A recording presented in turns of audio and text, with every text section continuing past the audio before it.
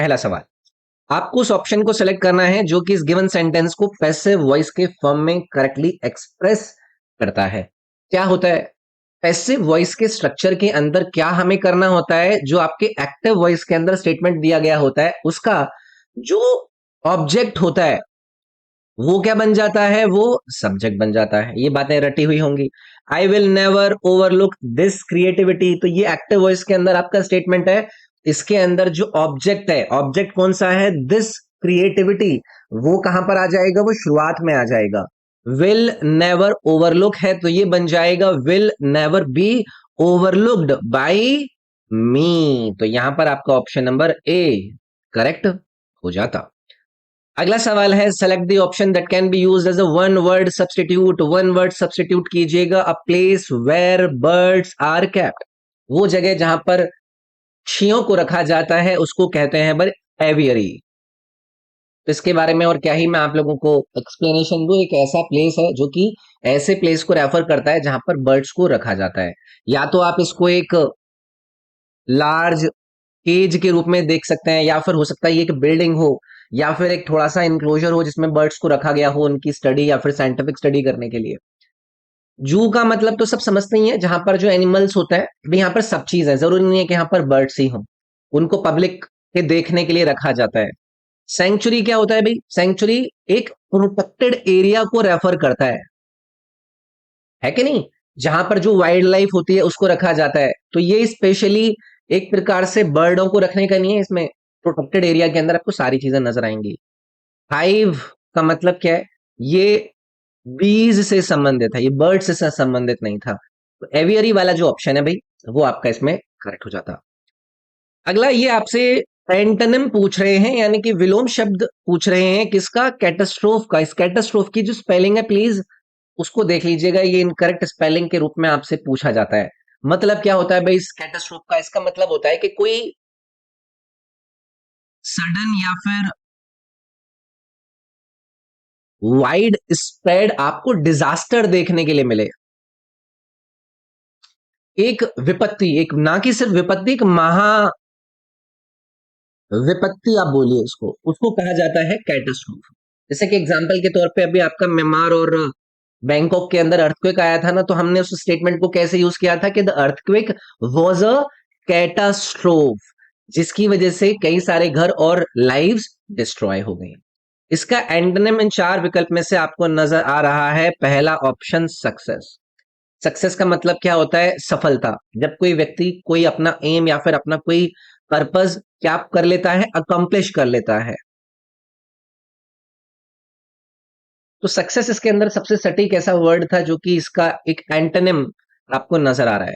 जैसे नर्चर है, नर्चर का मतलब क्या होता है, किसी का पालन पोषण करना।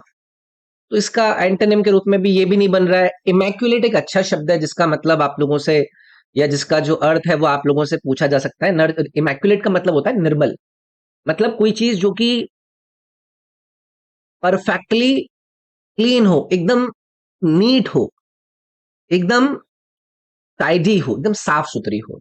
डिजास्टर का मतलब आपदा है, एक ऐसा सडन इवेंट जिसकी वजह से नेचुरल कैटास्ट्रोफ को आप एक तरीके से डिजास्टर बोल सकते हैं। तो सक्सेस इसके अंदर आपका करेक्ट ऑप्शन बनता है। अगला है, select the most appropriate option that can B substituted, that can substitute the underline segment in the given sentence. पूरा स्टेटमेंट पढ़ेंगे। Beyond skills experience and training, companies search for applicants who display excitement, those they believe shall carry out allocated responsibilities cheerfully and cooperatively। इस statement का idea यही है कि भाई आपकी skill, आपके एक्सपीरियंस, आपकी ट्रेनिंग के अलावा जो कंपनी है वो आपके एक्साइटमेंट को भी सर्च करते हैं कि ये जो बंदा आया है इसके अंदर कितना एक्साइटमेंट है। तो वो लोग जो ये बिलीव करते हैं उनको यहाँ पर जो रिस्पॉन्सिबिलिटी दी जाती है उनको चेयरफुली और कोऑपरेटिव रूप से क्या करते हैं, परफॉर्म करते हैं। इन्होंने दिया shall carry out allocated responsibilities. Shall carry out allocated responsibilities सही रहेगा, या फिर those they believe will execute assigned duties, या ये वाला आपको सही लग रहा है? क्योंकि इसके अंदर क्या है ना, विल एग्जीक्यूट असाइंड ड्यूटीज एक से सही यहाँ पर यूजेस देखने के लिए मिल रहा है, क्योंकि इसके अंदर क्या करा जा रहा है, जो टास्क को परफॉर्म करने का आइडिया है वो इस वाले ऑप्शन के अंदर आपको नजर आ रहा है कि भाई उनको कुछ एलोकेट दिया जाएगा, उसको वो चेयरफुली और कोऑपरेटिवली क्या करेंगे, कैरी आउट करेंगे, है ना। तो those they believe will execute assigned duties cheerfully and cooperatively, ये वाला आपका सबसे सटीक इसके अंदर बैठ रहा है, बी वाला ऑप्शन इसमें सही रहेगा। ठीक है, चलिए आगे बढ़ते हैं। आपको सटीक ऑप्शन फिल करना है इस दिए गए ब्लैंक के अंदर। तो पहले हमें स्टेटमेंट पढ़ना होगा। After years of fights with his neighbour Ram, Shekhar decided to hold out the what and invited Ram for tea. तो एक भाई साहब है शेखर, उनकी लड़ाई होती रहती है उनके पड़ोसी राम से। तो ये कह रहे हैं कि काफी सालों तक राम से लड़ाई रखने के बाद शेखर ने डिसाइड किया टू होल्ड आउट वॉट। तो एक ईडियम यूज होता है जिसको हम कहते हैं Shekhar decided to hold out the olive branch. मतलब क्या होता है, एक प्रकार से ये शांति प्रस्ताव से संबंधित होता है कि शेखर ने एक शांति प्रस्ताव लिया और राम को चाय पर बुलाया। ठीक है, इसको ऑलिव ब्रांच के रूप में आप लोगों को फिल करना था। जैसे एग्जाम्पल के तौर पे नहीं कहते हैं कि आर्ग्यूमेंट के बाद उसने ऑलिव ब्रांच को एक्सटेंड किया। तो ऑलिव ब्रांच को उसने एक्सटेंड किया क्योंकि उसने पहले अपोलोजाइज किया, उसने पहले सॉरी बोला और शांति प्रस्ताव दिया, यार गलती हो गई यार, माफ कर दे यार, ऐसा भी क्या नाराजगी है। तो ऑलिव ब्रांच यहाँ पर आपका सटीक बैठेगा। इनकरेक्टली, अच्छा यहाँ पर ना कुछ और भी दिए गए थे भाई, ये भी देखो, और भी यहाँ पर इडियम दिए गए हैं, जैसे कि पोकर फेस है। ये भी आजकल बहुत ज्यादा आपका यूज होने वाले इडियम्स के अंदर देखने के लिए मिलता है। पोकर फेस का मतलब होता है एक ऐसा फेस जिसके अंदर कोई एक्सप्रेशन ही ना हो, यानी कि एक्सप्रेशन लेस फेस, चेहरे पर कुछ दिखे ही ना, कोई इमोशंस ही ना हो, उसको कहते हैं हम पोकर फेस। ठीक है, उसके बाद एक ऑप्शन दिया है यहाँ पर, कंपेयरिंग एप्पल टू ऑरेंजेस। अब इसका मतलब ये नहीं है कि एप्पल को ऑरेंज से कंपेयर करने का मतलब है कंपेयरिंग एप्पल टू ऑरेंजेस। इसका मतलब होता है कि दो ऐसी चीजों को मैं कंपेयर कर रहा हूं जो कि एक दूसरे से क्या है, फंडामेंटली डिफरेंट है। समझ रहे हो, जैसे कि मान लीजिए कि दो प्रोजेक्ट है, एक प्रोजेक्ट दूसरे एरिया में काम कर रहा है, एक प्रोजेक्ट दूसरे एरिया को टारगेट कर रहा है, उन दोनों को कंपेयर करने लगे तो एक तरीके से दो डिफरेंट चीजों को कंपेयर करने का एक सही वो नहीं होता है ना। चिप ऑन शोल्डर तो भाई बहुत कॉमन है, कई बार आपका पूछा गया है, ये होती है नाराजगी। जैसे कि एग्जांपल के तौर पे नहीं कहते हैं कि मान लीजिए कि किसी भी आदमी का किसी कंपनी के अंदर प्रमोशन नहीं हुआ, तो वो आदमी क्या लेकर घूम रहा है, अपने शोल्डर पर चिप लेकर घूम रहा है, मतलब he has a chip on his shoulder. मतलब नाराज है वो कंपनी से कि बताओ मेरे इतना मेहनत करी और मेरा प्रमोशन नहीं किया इन्होंने। चलो भाई आगे बढ़ेंगे। इनकरेक्टली स्पेल्ड वर्ड आपको इन चार विकल्प में से ढूंढना है। पहला जो वर्ड इन्होंने दिया है वो दिया है सैनिटरी। भाई ये सही है, CENTENARY, सेंटनरी। इसका मतलब होता है क्या, शताब्दी। तो इसकी भाई स्पेलिंग मुझे तो ठीक लग रही है। उसका है दूसरे बाद ऑप्शन कंज्यूमरिस्ट। कंज्यूमरिस्ट भी ठीक है यार। कंज्यूमरिस्ट का मतलब क्या होता है, वो व्यक्ति जो कि उपभोक्ता होते हैं, उपभोग करते हैं, मतलब क्यों, क्या जो कंज्यूमर गुड्स को क्या करते हैं, प्री ऑक्यूपाई कर लेते हैं। उसके बाद कैपिटलिस्ट है, ये कौन होता है, पूंजीपति। ठीक है, को पूंजीपति कहते हैं, यानी कि एक ऐसा व्यक्ति जो कि अपनी जो वेल्थ है उसको इन्वेस्ट करता है, किसमें, ट्रेड में, इंडस्ट्री में, उसको कहते हैं हम कैपिटलिस्ट। उसके बाद भी यहां पर इन्होंने एक आपको ऑप्शन दिया है एम्पेबल। अब यहीं से आप लोगों का जो स्पेलिंग है वो आप लोगों को अगर पता है तो आप सही कर पाते। अब इसके अंदर गलती क्या है, ये जो यू है ये बिना बात का घुसा दिया इन्होंने। ठीक है, करेक्ट जो रहेगा वो रहेगा CONTEMPTIBLE, कंटेम्प्टेबल। इसका मतलब क्या होता है, इसका मतलब होता है, मतलब कंटेम्प्ट को डिजर्व करना, एक प्रकार से कोई चीज जो कि घृणित है ना। जैसे कि हम बोलते हैं कि भाई किसी के जो एक्शंस हैं वो इतने ज्यादा सेल्फिश थे कि उनको कैसा माना गया, उनको कंटेम्प्टेबल माना गया, उनको कंडेम करा गया, उनको उनको मतलब उनको घृणा के नजर से देखा गया। तो ये काउंटेम्प्टेबल नहीं होता है, कंटेम्प्टेबल होता है। ये फोर्थ वाला जो ऑप्शन था वो इनकरेक्टली इन्होंने स्पेलिंग करके दिया था। अगला है आपको एंटोनिम बताना है अंडरलाइंड वर्ड का, यानी कि विलोम बताना है। अंडरलाइन कहां पर हो रखी है, ये है भाई इसका जो अंडरलाइन वर्ड है, strong. One must be very strong to lift this box of glass jars. हर किसी को इतना स्ट्रांग होना चाहिए कि वो अपने ग्लास जार्स के जो बॉक्स है उनको उठा ले। स्ट्रॉन्ग का मतलब क्या होता है भाई, मजबूत, है ना। इसको लेकर क्या ही मैं आप लोगों को वो करूँ, एक्सप्लेन करूँ, तो इसका जो एंटोनिम हो जाएगा वो क्या हो जाएगा, वीक हो जाएगा यार। इसमें कुछ है ही नहीं एक्सप्लेन करने जैसा। अगला देखेंगे यार। अगला है अंडरलाइंड ईडीएम का मतलब बताइए। Anand personally believes in the motto. क्या है motto? When life gives you lemons, make lemonade. एक बहुत ही अच्छी कहावत है भाई। जब लाइफ आपको नींबू देना, तो आप उन नींबू का नींबू पानी बना लो। मतलब इसका ये है कि आप क्या कर रहे हैं, डिफिकल्ट सिचुएशंस से अपने आप के लिए बेस्ट आउटपुट निकाल रहे हैं। इसको अगर मैं हमारी कहावत में बोलूंगा तो आप लोगों को मैं बोल नहीं पाऊंगा, थोड़ा सा वो वैसी लैंग्वेज हो जाती है। मतलब जब जीवन में आपके लगे हो ना, उस लगी हुई सिचुएशन को आप लोगों को अपने लिए बहुत अच्छी सिचुएशन के रूप में क्रिएट करना है, मोटिवेट करना है। मतलब अपनी कठिन परिस्थितियों परिस्थितियों के अंदर भी आपको अपने आप को सर्वश्रेष्ठ बनाना है। ठीक है,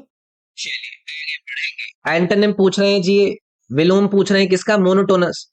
मोनोटोनस एक बहुत ही रिपीटेड वर्ड है। इसका मतलब होता है कोई चीज जो कि क्या है, डल है। पिछली जो शिफ्ट के हमने डिस्कशन किए वहां पर भी हमने इस मोनोटोनस वर्ड को देखा है। कोई चीज डल है, या फिर मैं इसको टेडियस बोल दूं, है ना। मतलब कोई चीज बहुत ज्यादा रिपीटिशियस है, उसके अंदर कोई वैरायटी नहीं है, उसके अंदर कोई इंटरेस्ट नहीं है, उसको मैं क्या कह दूंगा, मोनोटोनस। मतलब ये एक ही सेम चीज बार बार उस तरीके की जो आपका बनता है। जैसे आपके जॉब का जो रूटीन होता है वो बहुत ज्यादा मोनोटोनस हो जाता है, उसकी वजह से आपको क्या लगता है कि यार जीवन में तो कोई इंटरेस्ट ही नहीं है। अब इसका मुझे क्या ढूंढना है, एंटोनिम, विलोम। तो यहां पर देखिए आपको एक वर्ड दिया गया है, इंग्रोसिंग। इसका मतलब क्या होता है, कोई चीज जो कि बहुत ज्यादा रोमांचक हो। तो मोनोटोनस जहां पर आपका मूड खराब हो रहा था, आप बोर हो रहे थे, यहां पर ये जो इंग्रोसिंग वर्ड दिया गया है इसका मतलब है कोई चीज बहुत ज्यादा रोमांचक हो। तो ये आपके इंटरनम हो जाएंगे। एक वर्ड दिया गया है भाई यहाँ पर, टायरसम। टायरसम का मतलब होती है कोई चीज जो कि थकाऊ होती है, जो आपको थका देती है, आपको बोर्ड फील करा देती है। ठीक है। टीडीएस का मतलब अभी मैंने आपको बताया था, इस मोनोटोनस का एक मैंने सिनोनिम टीडीएस भी बताया था। टीडीएस का मतलब भी उबाऊ होता है, जो चीज आपको उबासी दिला दे।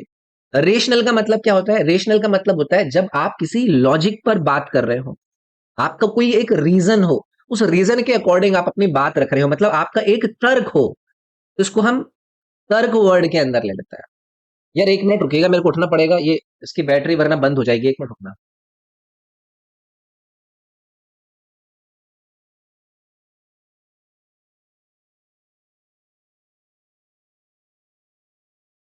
चलिए, वीडियो वरना फिर बीच में बंद हो जाती। अब क्या है ना, अब मैं ज्यादा चिंता नहीं करता हूँ कि स्टूडेंट्स को ऐसा लगेगा कि इधर उधर की बातें हो रही हैं। ठीक है, अब चलता है यार, रेगुलरली वीडियो देनी है तो इतनी बातें तो चलती हैं। अगला आप लोगों को दिया गया है कि आप लोगों को इनकरेक्टली स्पेल्ड वर्ड ढूंढना है इस दिए गए सेंटेंस के अंदर। You need to be conscious enough to listen to this question. बस आप लोगों को पता है, एक तो ये स्टेटमेंट इतना आसान दिया है, उसमें इन्होंने एक वर्ड दिया है जो थोड़ा सा भारी लग रहा है, वो क्या है, कॉन्शियस। तो करेक्ट स्पेलिंग इसकी क्या होती है, CONS आ जाता है, फिर उसके बाद CIOUS, कॉन्शियस। कॉन्शियस का मतलब जब आप क्या होते हैं, सचेत होते हैं, आप अटेंटिव होते हैं, आप अवेयर होते हैं कि आपको किस प्रकार से रिस्पॉन्ड करना है अपने आसपास की सराउंडिंग के लिए। ठीक है, तो यही इसमें इसकी गलत स्पेलिंग दे रखी थी भाई। इनफ का मतलब आप लोगों को पता है, आपके लिए अगर कोई चीज पर्याप्त है, जितनी आपको चाहिए उतनी है, तो उसको इनफ कह देता है। क्वेश्चन का मतलब पता है आपसे, अगर मैंने कोई प्रश्न किया है जिससे आप लोगों से मैं जवाब मांग रहा हूं, तो मैंने क्वेश्चन किया है। लिसन का मतलब क्या है, सुनना, सुनना। ठीक है। अगला सवाल देखेंगे। सवाल पूछता है कि select the most appropriate synonym to replace the underline word. ये जो वर्ड दिया गया है आपको इसका सिनोनिम ढूंढना है इन चार में से और रिप्लेस करना है। तो चलिए पढ़ते हैं। How did we end up in this rapturous situation. Rapturous का मतलब होता है कि कोई ऐसी फीलिंग या फिर एक ऐसा आप लोगों का एक्सप्रेशन जिसके अंदर आपको क्या फील हो रहा है, ग्रेट प्लेजर फील हो रहा है, बहुत मजा आ रहा है, आप उल्लास में भरे पड़े हैं, तो वो होती है एक रैप्चरस सिचुएशन, एक रैप्चरस वर्ड का मतलब। जैसे कि मान लीजिए कि आप एक बहुत बड़े आर्टिस्ट हैं, आप स्टेज पर गए, आपने ऐसा गाना गाया, ऐसा गाना गाया कि जो आपकी ऑडियंस है उसने आपको क्या दिया, एक रैप्चरस अप्लॉज दिया, एक उल्लासपूर्वक आप लोगों को अप्लॉज दिया, आपको सराहा। तो इसका मुझे सिनोनिम ढूंढना है, इन चार में से एक वर्ड दिया गया भाई यहाँ पर, बहुत ही कॉमनली यूज करे जाने वाले शब्दों में से है। ये भी क्या है, ये भी एक ऐसी फीलिंग है या फिर आपका एक ऐसा एक्सप्रेशन है जहां पर आप अपनी खुशी को, अपनी हैप्पीनेस को एक्सप्रेस करते हैं, अपने उस जॉयफुल एक्साइटमेंट को एक्सप्रेस करते हैं। तो एक्सटेटिक और जो रैप्चरस था वो आपका सिनोनिमस हो जाता है, यानी कि एक दूसरे के पर्यायवाची हो जाते हैं। टेरिफाइंग का मतलब क्या होता है, कोई चीज जो कि एक्सट्रीमली फियर आप लोगों को दे। मिसलीडिंग का मतलब क्या होता है, जो चीज आपको गलत आइडिया दे, आपको गलत इंप्रेशन दे, आपको भ्रम करे, भटकाए। डिजास्टर्स का मतलब क्या होता है, कोई चीज जो कि डिजास्टर कर दे, विनाश कर दे, जिसकी वजह से ग्रेट डैमेज हो जाए, तो वो क्या होती है, डिजास्टर्स होती है। तो ये आसान थे वर्ड। अगला है मोस्ट एप्रोप्रिएट ऑप्शन को आपको ढूंढना है जिससे कि आप सब्सटीट्यूट कर पाए इस अंडरलाइंड सेगमेंट को इस स्टेटमेंट में। The mother asked the child, will you tell me who did accompany you to the airport. अब इसमें मतलब ये कहना चाह रही है मम्मी जी, जो ये कहना चाह रही है अपने बच्चे से, वो ये कहनी चाह रही है कि तेरे को एयरपोर्ट साथ में लेकर कौन गया था। तो यहां पर will you tell me who did का यूजेस तो भी यहां पर बनेगा ही नहीं। यहां पर सीधे सीधे आ जाएगा हु अकम्पेन्ड यू, जो आपके साथ आया था वो कौन था, ये पूछना चाह रही है मम्मी जी। तो यहां पर सीधे सीधे थर्ड वाला जो ऑप्शन है भाई, ये आपका सही बैठता। ठीक है, चलिए आइए, ये पैरा जंबल सेंटेंस आपको दिए गए हैं, इनको पढ़ना है और इनको करेक्टली आपको अरेंज करना है। This past summer my dream finally came true. Strange lands, exciting places and new cultures have always fascinated me. Ever since I was a little girl, I dreamed about traveling overseas. I got to travel to England, France, Switzerland and Germany. भाई आपको इन चारों statement को पढ़ने के बाद ये समझ में आ गया होगा कि ये जो सी वाला स्टेटमेंट है ये आपका इंट्रोड्यूसिंग पैराग्राफ होगा, क्योंकि ये जो महिला हैं ये आपकी, इनकी जो फैसिनेशन है, इनकी जो चाहत है उसको बता रही हैं कि जब से मैं छोटी थी, हमेशा जब से मैं छोटी हूं, मैंने ओवरसीज ट्रेवल करने को ड्रीम किया है ना। स्ट्रेंज लैंड्स पे जाना, एक्साइटिंग प्लेसेस पर जाना, न्यू कल्चर्स को जाना, इन सभी चीजों ने हमेशा मुझे फैसिनेट किया है। तो सी से शुरुआत होगी और फिर बात जाएगी बी पर। This past summer my dream finally come true. इस पास्ट यानी कि पिछले जो ये गर्मियां गई हैं, इसमें मेरा जो सपना है वो फाइनली ट्रू हुआ। I got to travel to England, मुझे इंग्लैंड जाने का मौका मिला, मुझे फ्रांस जाने का मौका मिला, मुझे स्विट्जरलैंड जाने का मौका मिले, मुझे जर्मनी जाने का भी मौका मिला। तो ये जो सी बी ए डी यानी कि जो बी वाला ऑप्शन है वो आपका करेक्ट हो जाता। मोस्ट एप्रोप्रिएट सिनोनिम बताना है, यानी कि आपको पर्यायवाची बताना है। वर्ड दिया गया है रेक्टिफाई। रेक्टिफाई का मतलब होता है किसी चीज को सही करना, है ना। मतलब किसी चीज को अगर आप करेक्ट कर रहे हैं, मतलब आप उसको क्या कर रहे हैं, रेक्टिफाई कर रहे हैं। ठीक है, जैसे मान लीजिए कि कभी कभी हम कोई गलती कर देते हैं, अपने मम्मी पापा से कुछ इधर उधर की बातें कर देते हैं, तो अपनी उस गलती को हम क्या करते हैं, रेक्टिफाई करते हैं। कैसे रेक्टिफाई करते हैं, कैसे सही करते हैं, अपने मम्मी पापा से जाकर सॉरी बोलकर, है ना। तो इसका सिनोनिम आपको ढूंढना है, तो यहाँ पर एक वर्ड दिया गया है भाई, अमेंड। अमेंड का मतलब भी तो क्या होता है, संशोधित करना, है ना। संशोधित करना मतलब कोई ऐसा चेंज करना जिससे कि जो चीज आप सही कर रहे हो, मतलब कर रहे हो, चेंज कर रहे हो, उससे वो चीज इंप्रूव हो जाए। तो ये दोनों क्या हो जाएंगे भाई, इसमें एक दूसरे के सिनोनिम हो जाएंगे। एक वर्ड दिया है यहाँ पर, मैर। मैर का मतलब होता है स्पॉइल करना। टू स्पॉइल, किसी चीज को बिगाड़ देना, किसी चीज को इम्पेयर कर देना, है ना, डैमेज कर देना। करप्ट का मतलब देखो, आपको पता है, कोई ऐसा जो भ्रष्ट है उसको हम करप्ट कह देते हैं। अपसेट का मतलब कोई जो परेशान है उसको हम अपसेट बोलते हैं। अगला है select the most appropriate option to fill in the blank to the ticket. Amit had to visit the travel agency many times. To क्या आएगा यार, टू कंफर्म द टिकट आएगा ना। भाई टिकट को कंफर्म कराने के लिए अमित ट्रेवल एजेंसी के पास बार बार गया होगा ना। कंफर्म का मतलब क्या होता है, किसी चीज को पुष्टि करा लेना, है ना, पुष्टि करना कि भाई मेरा टिकट कंफर्म हो गया जी, नहीं हो गया, हो गया नहीं कर गया, तो उसको हम कंफर्म करते हैं। बाकी के जो ऑप्शन दिए गए हैं वो फालतू के लिखे हैं। कॉन्ट्रैक्ट का मतलब क्या होता है? आपका एक एग्रीमेंट, एक रिटन या फिर स्पोकन एग्रीमेंट, है ना, जिसमें कि वो अपने सेल्स से संबंधित, किसी से भी संबंधित हो सकता है। एक वर्ड दिया गया है यहाँ पर कॉन्फॉर्म। कॉन्फॉर्म का मतलब क्या होता है? जब आप किसी लॉ को या फिर किसी स्टैंडर्ड को क्या करते हैं, मानते हैं, उसके साथ चलते हैं, उसके साथ कंप्लाई करते हैं, मतलब आपने क्या किया है, उन रूल्स का कॉन्फॉर्म किया है। कन्वेंशन का मतलब क्या होता है भाई? सम्मेलन, है ना, एक इवेंट होता है जहां पर मीटिंग, कॉन्फ्रेंस, उसको कन्वेंशन कहता है। चलिए आगे बढ़ेंगे। द फॉलोइंग सेंटेंस, अबे इसमें एरर डिटेक्शन करना है। My brother received his MBA degree into the university last year. A into आएगा क्या इसमें? इनटू आना चाहिए था, क्या आना चाहिए था? फ्रॉम द यूनिवर्सिटी होगा ना भाई, यूनिवर्सिटी से ली थी अपनी भाई, मेरे भाई ने अपनी जो एमबीए की डिग्री है last year. Into the university क्या होगा? तो ये वाला ऑप्शन जो है ये आपका इन्होंने गलत यूज किया है पोजीशन का, यहाँ पर फ्रॉम यूज होगा ना कि into.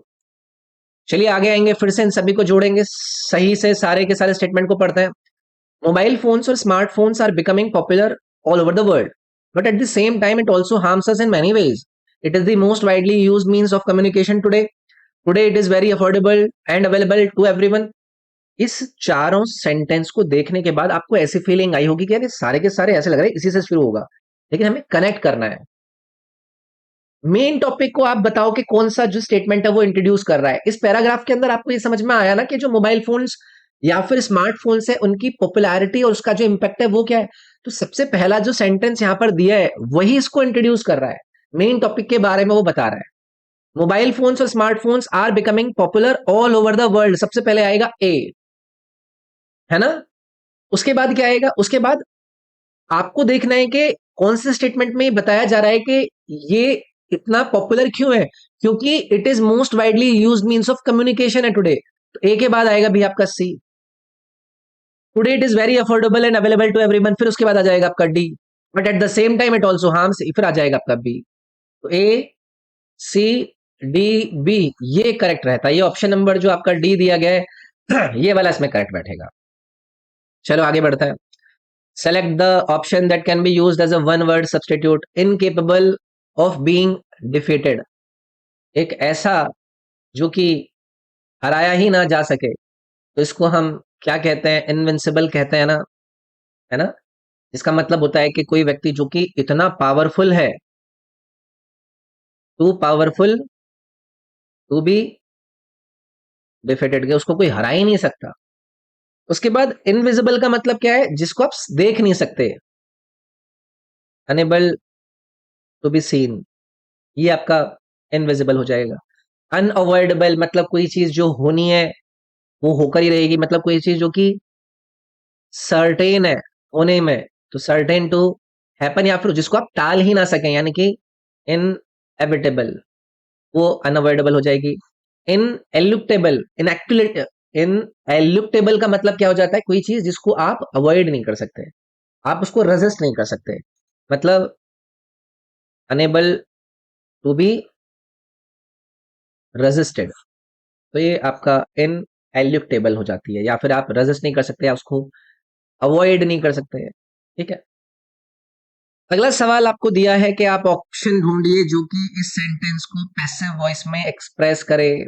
Who invited you to this party? जब कभी भी आपके एक्टिव वॉइस में इस प्रकार से आपका सेंटेंस शुरू होता है तो हु से शुरू होने वाले आपके जो प्रश्नवाचक स्टेटमेंट होते हैं उसमें आपको लगाना पड़ता है बाय होम। यू आपका पहले आएगा तो यू की जो वर्ब है वो आपकी वर आएगी, by whom were you invited to this party. D विकल्प इसमें आपका सही रहेगा। चलिए आगे बढ़ते हैं, इसमें एरर ढूंढना है। ही replied in a dry tone, ouch, I will not work for you any more. Ouch, I will not work. अब आप सही बताइए, आप सभी को ये वाला स्टेटमेंट सही लग रहा होगा ना, है ना। ये जो आउच लिखा है ये आएगा क्या इसमें? आउच आपका जो इंटरजेक्शन है वो कब यूज होता है? जब किसी को सडन पेन होता है, करती ना लड़कियां, है ना, पेन हो, सरप्राइज हो, है ना, इस तरीके की जो हरकत होती है, तो आउच वहां पर यूज होता है। यहाँ पर क्या इसने ड्राई टोन में ही बोला है, आउच थोड़ा ना करेगा वो, तो ये आउच वाला यूजेज जो है वो यहाँ पर आपका भी गलत था। ठीक है, ये ठीक है, आउच की जरूरत ही नहीं थी, नॉर्मली लिख सकते थे I will not work for you anymore, बस। चलो भी आ जाते हैं आपके क्लोज टेस्ट पर, एक बार फटाफट से पढ़ते हैं कि क्या दिया गया है। Gandhi, father of Indian nation, practiced ahimsa in his personal and political life. He firmly believed that non-violence is not meant merely for monks, saints, and priests. It is for commoners too. If violence is the law of the beast, non-violence is law of the civilized human species. The spirit of the brute is inactive, and so he knows no law. He knows only physical might. The dignity of man requires obedience to a higher way to strength of the spirit. Gandhi said, Ahimsa to Gandhi meant that one should love all, even enemies. And the expression of love, ahimsa, should be in such a manner that it impresses itself indelibly upon the so called enemy, and then the enemy must return that love. It is a practically philosophy. Gandhi was realistic. He believed that non-violence provides the fullest protection to one's self-respect and sense of humor. It won't work in defense of gains and immoral acts. He called his marches off when people indulged in violence during protest for India's freedom. बाकी उसके बाद का तो ऐसे ही है। भाई गांधी जी की बात हो रही है, गांधी जी के विचारों की इसमें बात हो रही है। चलो भाई पहला वाला स्टेटमेंट बढ़ता है। Gandhi ji father of Indian nation, Gandhi ji the father of Indian nation, the आ जाएगा। चलिए अगला देखते हैं, इसमें है, हम पहुंच गए यहां पर। If violence is the law of peace, non violence is the law of civilised human species. अब यहां पर क्या है ना, दो स्टेटमेंट दिए गए हैं एक दूसरे के ऑपोजिट सा, कि अगर वायलेंस लॉ है किसका, वो आपको बताना है, तो नॉन वायलेंस लॉ किसका है, सिविलाइज्ड ह्यूमन स्पीसीज का। तो वायलेंस किसका रहा होगा, फॉरेस्ट लिविंग, जानवरों का, कि अगर वायलेंस लॉ रहा है जानवरों का, तो नॉन वायलेंस क्या रहा है, सिविलाइज्ड ह्यूमन स्पीशीज का लॉ रहा है। ना तो इसमें लाइफ जाता, ना फॉरेस्ट लिव जाता, ना लाइफ जाता, फॉरेस्ट लिविंग आपका ऑप्शन इसमें सटीक बैठता। ठीक है, चलिए आगे आएंगे। अगला है जी, कहां पर है, यहां पर है ना। तो अहिंसा to Gandhi ji meant that one should love all even enemies, मतलब सबको सबसे प्यार करना चाहिए, इवन एनिमीज यानी कि इवन वंस एनिमीज, उसको अपने दुश्मनों से भी प्यार करना चाहिए, गांधी जी कहते हैं। गांधी जी, गांधी जी मानते हैं ऐसा। ठीक है, चलो भाई आगे बढ़ता है। अगला है चौथे नंबर का, ढूंढिए कहां पर है। इट इज प्रैक्टिकली फिलोसफी, मतलब ये जो गांधी जी ने कहा है कि एक्सप्रेशन ऑफ लव अहिंसा इस तरीके से होना चाहिए कि उसको अपने एनिमी को भी वो ना कुछ हार्म पहुंचाए, ये प्रैक्टिकली किस प्रकार की फिलोसफी है, क्या एक प्रूव फिलोसफी है, अप्रूव्ड फिलोसफी है, या फिर प्रूवन फिलोसफी है। प्रूवन वाला ऑप्शन सही रहेगा इसमें, पास्ट पार्टिसिपल है जो कि इस वाले स्टेटमेंट के साथ सही जाएगा, प्रैक्टिकली प्रूवन फिलोसफी, है ना, इसमें थर्ड वाला ऑप्शन आ जाएगा। इसके बाद है जी पांचवा number, it won't work in the defence of gains and immoral acts. तो ये जो आप इसकी बात कर रहे हैं, नॉन वायलेंस की या फिर इस प्रकार के अच्छे अच्छे कामों की, तो ये काम नहीं करेगी। कहां पर नहीं काम करेगी, in the defence of, in the defence of relevant, ill gotten, ill will या मोरल। इल गॉटन का मतलब क्या होता है, इल गॉटन का मतलब होता है जब हम किसी को प्रॉफिट्स को ऑब्टेन करने के लिए बोलते हैं गलत तरीकों से, तो ये काम नहीं करेगा आपके इल गॉटन यानी कि गलत तरीकों से उठा कमाई जाने वाली बातों के लिए, और आपके इमोरल एक्ट, ये इल गॉटन वाला ऑप्शन इसमें सही आ जाएगा। इल गॉटन एक कॉमनली यूज करे जाने वाला आपका एक एक्सप्रेशन है, जो क्या रेफर करता है कि आप प्रॉफिट उठा रहे या फिर आप गेन कर रहे हो किससे, एक डिसऑनेस्ट तरीके से, तो वो आपका यहां पर सही बैठ रहा है।